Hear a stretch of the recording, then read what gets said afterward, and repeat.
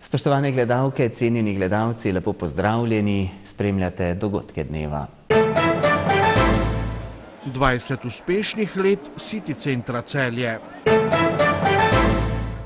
V Gaberkah so odprli prenovljen dom krajanov. Na Filipinih odprli razstavo o Almi Maksimiljani Karlin. Celjani proti AEK-u za čim boljše izhodišče pred povratno tekmo v Atenah.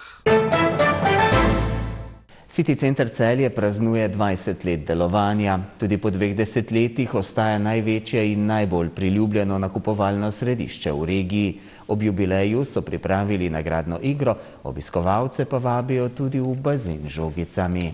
2 desetletji minevata, odkar je 15. marca leta 2006 v Celju na temeljih takratnega centra Interspar vrata odprlo nakupovalno središče City center. To je kljub konkurenci ostalo največje in najbolj obiskano nakupovalno središče v regiji. Center je v 2 desetletjih doživel kar nekaj sprememb. City center na vse skupaj kvadrature 100.000 kvadratov, v svojih gabaritih je v 20 letih ostal enak, ampak samo v svojih gabaritih. Sicer se pa nenehno izpopolnjeval, nadgrajeval svojo ponudbo. 2014 smo vzhodni del prenavljali, tam, kjer je bil včasih Ovieze, še v starih časih Bauhaus. Ne samo, da smo keramiko zamenjali, v bistvu čist nov dizajn trgovine pripeljali, svetlobnike, bazen tam zgradili. To je bilo kar 7700 kvadratov, ki smo jih takrat prenovili. Nismo dolgo mrvali, v naslednjem letu smo pripravljali projekte in smo 2016 prenavljali garažno hišo, jo posodobili, naredili še bolj varno, kot je bila, naredili v bistvu ta navigacijski sistem s temi LED lučkami, ki kaže zasedenost parkirnih mest. Tudi potem, če se spomnite, smo 2022, mislim, da prenavljali tudi toalete, ki so bile od otvoritve nespremenjene, sicer z nekaj malo kosmetike, barve in to. Šli smo pa zdaj v bistvu čisto nov koncept in WC, verjamem, da so v bistvu tudi, bi lahko rekla, na nekem nivoju enega kar solidnega hotela. V centru je danes preko 90 različnih trgovin in lokalov, v njih je zaposlenih več kot 800 ljudi. Vseskozi se trudijo v center pripeljati kakovostne ponudnike in zanimive blagovne znamke. Z nami, in to sem zelo vesela, ker smo šli malo čez ta seznam, veliko stvari se je spremenili, so bili, ne vem, so bile Parfum, Naf, če se spomnimo, to so take blagovne znamke, ko so bile takrat, ko so prišle prvič v Celje, wow, ne, tudi takrat, ko smo mi odprli, je prvič prišel Hantem v Celje. In je od vsega začetka že pri nas, ravno tako Interspar restauracija, Interspar trgovina, potem Modiana, ki sem jo prej že tudi v bistvu omenila, Big Bang, Hervis, ne, to so v bistvu DM, ne. 2011 se nam je Miller pridružil, je tudi že 15 let pri nas.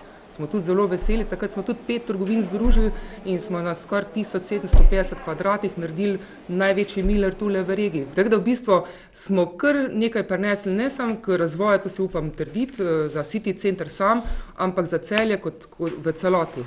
Tudi za bodoče imamo še kar smele načrte, v letošnjem letu imamo kar pripravo projektov, ker je vse nekako povezano z gradbenimi dovoljenji, z soglasi in podobnimi zadevami, treba projektantske načrte narediti, statiko in podobne zadeve, ampak se obeta, da tudi v bodoče bomo spremembe tudi naredili.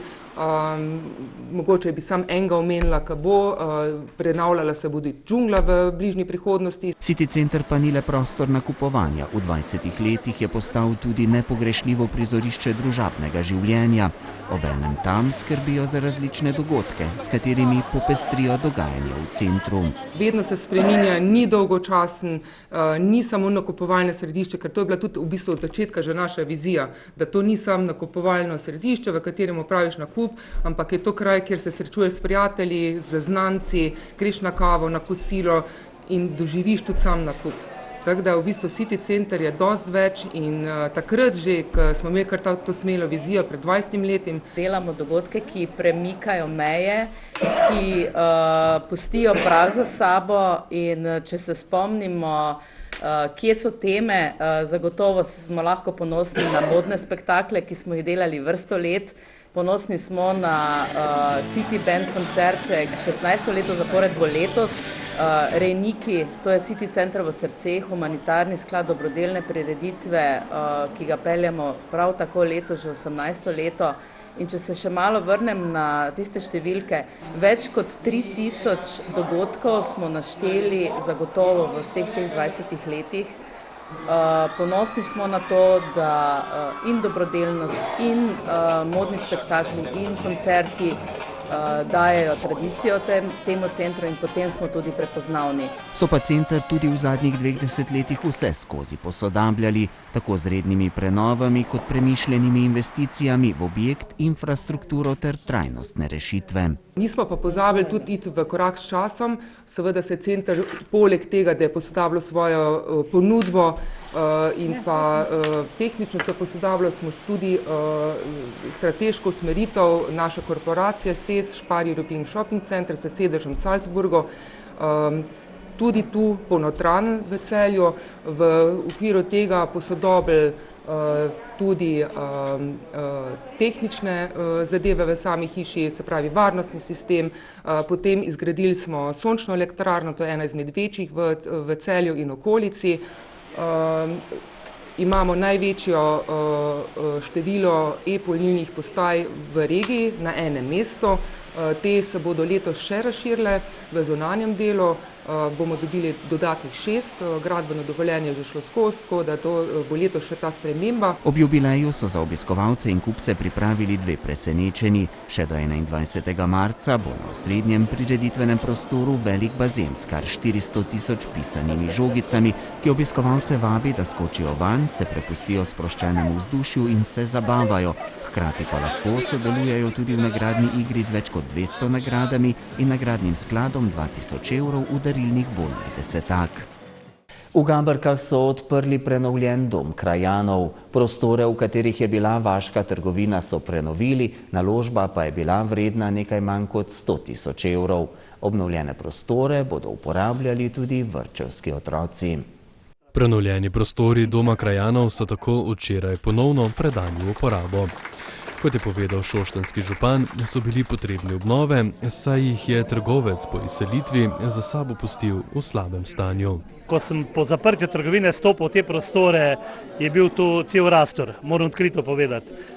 Res se je poznalo, pač trgovec je odpeljal vse tiste, kar je bilo koristnega, vse ostalo je ostalo in ti prostori so bili res v slabem stanju.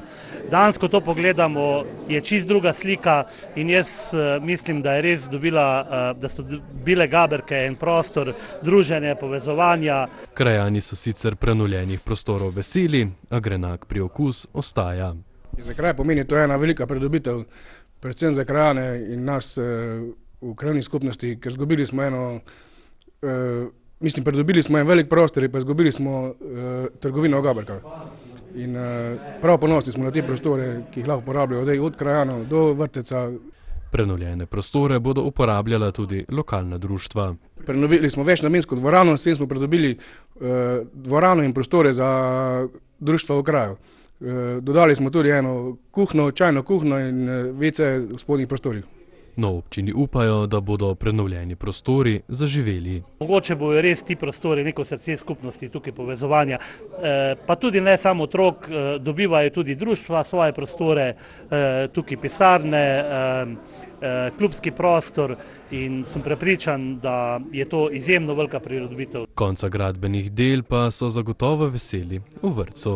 Največ jih bomo uporabljali za gibanje. Veste, da je v predšolskem obdobju izjemno pomembno gibanje za razvoj naših najmlajših in prav zaradi gibanja je ta prostor tako zelo pomemben in dobrodošel med naše otroke. Te aktivnosti so do zdaj izvajali drugje. Večinoma smo imeli prireditve in gibanje v sosednjih prostorih, v gasilskem domu. Seveda je bilo potrebno se obuti, obleči in oditi ven, včasih tudi v dežju in mrazu. Zdaj bo to lahko upravljeno v hišnih copatih. Prenova je stala nekaj manj kot 100 tisoč evrov. Pogodba je bila pa podpisana lani, zato ker smo projekt razdelili v 2 proračunska obdobja, da smo ga lahko nekako izvedli ob vseh drugih projektih, ki jih izvajamo. Cilj nam je pa bil, da čim prej dobijo v Gaberkah te prostore, ki bi jih lahko uporabljali. Prostori Doma krajanov bodo kmalu dobili prvo pomembnejšo vlogo, povezano z gradnjo hitre ceste na 3. razvojni osi. Kmalu bomo te prostore uporabljali tudi za pisarno Darsa, ki bo tukaj imela odprta vrata za občane Gaberk, kjer bodo dobili informacije o sami gradnji, kjer se bodo lahko usklajevali aktivnosti, in z Darsom imamo dogovorjeno, da se prične tukaj delovati informacijska pisarna, kar je nujno potrebno za to območje, glede na posege, ki se vršijo tukaj gor v dolini Velunje. Pisarna bo predvidoma odprta konec marca. Moram reči, da usklajujemo, da smo zdaj 14 dni nazaj podpisali dogovor o souporabi lokalne ceste, in to smo usklajevali, bom rekel, zdaj 2 leti, ampak nekako ta dogovor smo podpisali. V tem dogovoru je pa tudi zaveza, da bo vzpostavljena informacijska pisarna, in jaz mislim, da bo v roku 14 dni vzpostavljena. Gaberčani se tako veselijo prenovljenih prostorov, ki že služijo svojemu namenu. V Nacionalni knjižnici Filipinov so odprli razstavo o celjski pisateljici in svetovni popotnici Almi M. Karlin. Razstava je nastala v sodelovanju Pokrajinskega muzeja Celje, Veleposlaništva Republike Slovenije v Manili in Nacionalnega arhiva Filipinov.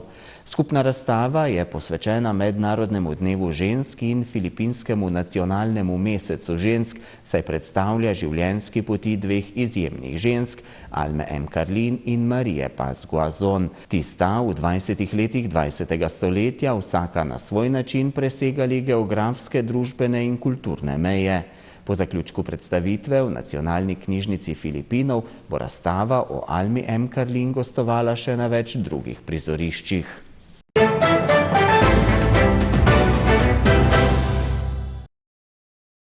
Nogometaši Celja bodo jutri v prvi tekmi osmine finala konferenčne lige gostili moštvo grškega AEK-ja.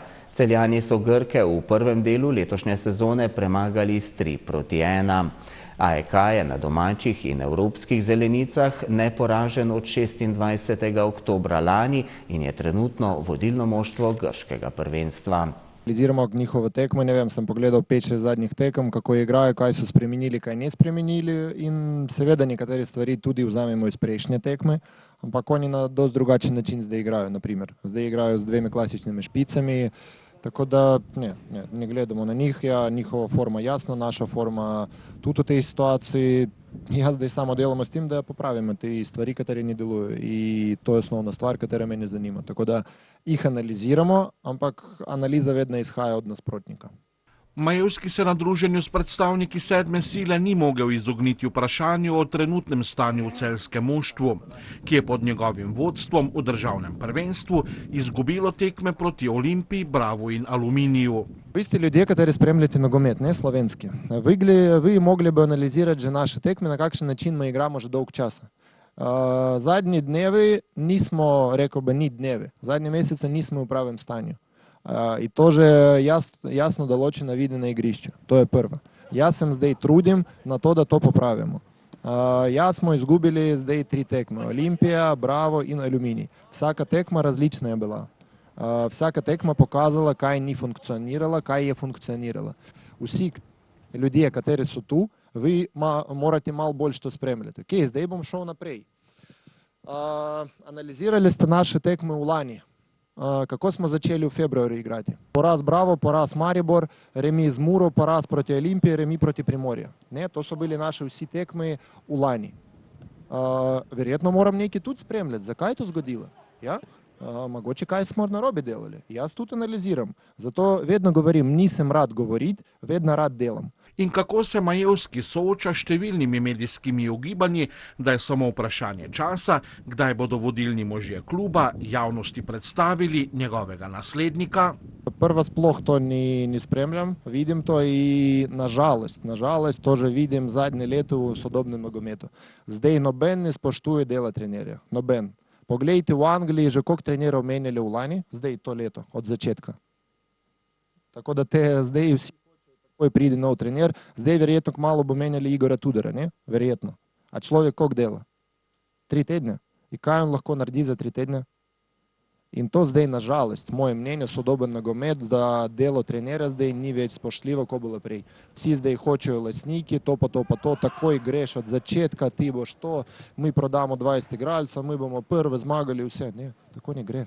To je isto pri vas, vi vsak imate svojo službo, verjetno, da ste prišli do te službe z nekim izobraževanjem, preko leti ste delali, na koncu ste prišli do te situacije, v kateri ste.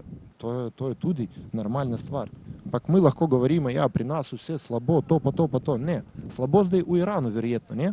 Kaj dogaja v tej državi. Tako da moramo malo ceniti to, kaj imamo. Jutri Celje igra spet zgodovinsko tekmo doma proti Ajeka, proti ekipe, katere so vredne 10-krat več. In jaz siguren in verjamem v njih, tisti, kateri tu zraven, da oni bojo tekmovali na 100%. To sem znam. In za to delam, ostalo meni, to ni moja stvar. 37-letni nekdanji beloruski reprezentant je v zadnjem obdobju na svoji koži občutil pritisk, ki ga prinaša delo v vodilnem moštvu slovenskega prvenstva. Ko se praktično po vsakem nepričakovanem porazu v javnosti začnejo prižigati rdeči alarmi. Jaz nisem živčen, nikoli. Vi verjetno že koliko zdaj tu, vi vidite mene na klopi ali še kaj, jaz ne bom živčen. Zato da ko bil igralec, nisem nikoli tega razumel. Naprimer, ko sem igral na igrišču, ko trener začel na tebi nekaj govoriti, tako naprej, ko igralec, nikoli niti enkrat nisem ga slišal. Ne. Tako da jaz ni bom šel v to, jaz rajše pogovarjam, probam razložiti, povedati. In to ste, kaj ste rekli, to je seveda prav. To je Celje naredila za svoje igre. Vedno vsakega hoče, to je normalna stvar. U nas v Belorusiji je bila zgodba, Bate Borisov je bila, 13-15 let vodilna ekipa. In vsako leto je bilo isto. Vedno če kaj izgubijo 2 tekme, 3, isto na njih takoj napadajo. Ja, to se strinjam z vami, to so igralci so naredili, zaslužili, klub za svoje strane tudi napreduje v vsaki smeri, to je super, pohvala. In seveda mi to zavedamo in delamo in gremo naprej. Je Majevski v tem trenutku bližje odhodu ali opciji, da bo celjsko moštvo vodil do konca letošnje sezone? Tega ne vem, meni to ne pove, da moje delo zdaj imel vrhunski teden, smo naredili odlični treningi, smo naredili vrhunsko pripravo, ostala ni moja stvar. To v tej sobi verjetno naši solastniki, oni za to odločajo. Tako da moja stvar, pridem vsak dan na trening, oddelam ga profesionalno, vse pripravim, povedam, kaj znam in to je to. To je moje, ostalo iskreno ni moje. V 19. krogu košarkarskega državnega prvenstva so košarkarji Podčetrtka z izidom 79-87 izgubili na gostovanju pri Heliosu v Domžalah. Blizu presenečenja so bili igralci Rogaške, ki so na gostovanju v Šenčurju izgubili z minimalno razliko. Bilo je 79-78 za domačo gorenjsko gradbeno družbo. Slatinčani so v Šenčurju po prvem polčasu zaostajali za 14 točk. V igro za zmago pa so se vrnili z odlično tretjo četrtino, ki so jo dobili za 9 točk. Po trojki Fermeta v zadnji minuti je imela Rogaška celo zadnji napad za zmago, v katerem so gostje najprej zahtevali osebno napako nad Jacksonom, koš Obermensaha pa je bil dosežen po izteku igralnega časa. Če sem povsem iskren, smo pričakovali precej težjo tekmo, kot je bila tista zadnja. Pričakovali smo reakcijo Rogaške in v prvem polčasu smo dobro reagirali. Imeli tekmo pod kontrolo, potem pa v bistvu začetkom tretje četrtine jim dovolili, da so začutili, da lahko pridejo nazaj v igro. Praktično smo bili premehki na obeh straneh igrišča in Rogaška ima kvaliteten roster in na koncu, bom rekel, je zmagal srečnejši. Ampak ne glede na vse, tu takšne tekme treba dobiti, tako da čestitam fantom, zmaga šteje enako, 2 točki na tabeli in gremo dalje. Prvi polčas in predvsem druga četrtina je blanka kopija tekme, ki smo je pred dobrimi 3 tedni igrali tu, na to smo z kombinirano obrambo enkrat dohiteli, drugič dohiteli, na koncu verjetno tudi zaslužili 2 prosta meta, ki jih nismo dobili, generalno slab šut za 3 poena, dali smo vse od sebe, kot sem rekel, mislim, da smo zaslužili to zmago, žal ne smem ocenjevati to, kar se je zgodilo v zadnjem napadu. Novakovič je imel najverjetneje v mislih predvsem zadnji napad Rogaške, v katerem so Slatinčani zahtevali osebno napako nad Jacksonom in 2 prosta meta, s katerima bi imeli, kljub ne prav bleščeči predstavi, priložnost za zmago. Če potegnemo črto po to tekmo, raztrgano, ampak borbeno, nekako ta kombinirana obramba uspeva, nažalost vsi igralci niso sposobni kvalitetno odigrati, nekih 6-7. Smo prišli v priložnost, da zmagamo na koncu tudi po zaslugi rešenih prostih metov domačinov, ampak ostaja neverjetno slab šut za 3 poena, ki je mogoče glavni razlog tega poraza. Šenčur je proti Rogaški dosegel 4. zaporedno zmago. Letos igral v serijah, na prvenstveni lestvici pa je takoj za Abaligašema, Krko in Ilirijo, tako kot Helios, dosegel 12 zmag in doživel 7 porazov. Mi imamo tam vmes, se pravi, smo imeli v prvih 2 delih serijo Abaligašov, zaporednih tekem za Abaligaši. Je pa tudi res, da januarja smo bili, bom rekel, več odsotni kot prisotni na treningu. Ogromno nekih bolezni, ogromno nekih poškodb, tako da januar nam res ni bil prizanesljiv. Zdaj se sestavljamo, delamo dobro. Vmes je prišla ta poškodba Krajine, zaradi katere bo odsoten do konca sezone. Imamo novega igralca in potrebujemo še nekaj časa za uigravanje. Rogaška bo v naslednjem krogu gostila Ilirijo, 6 zmagami pa trenutno za mesti, ki vodijo v končnico, zaostaja le za zmago. To ni sezona, v kateri bi delali neke strašne plane. Jaz sem zdaj obrnil naslednji tekem proti Iliriji. Obe 2 tekmi proti Iliriji sta bile nenormalno izenačene. Tudi prvo smo bili čisto blizu zmage, mislim, da 5-6 točk smo vodili v zadnji minuti, pa zgubili, presenetili jih v Tivoliju in vemo, da to pomeni, da Ilirija pride resna, ampak vseeno bomo poskušali igrati dobro tekmo in gremo tekmo po tekmo. Ja, tekmo smo do play-offa, seveda 8 kol do konca, če bomo igrali tako borbeno in kot smo danes, se lahko tudi pričakujemo, da se bo to zgodilo.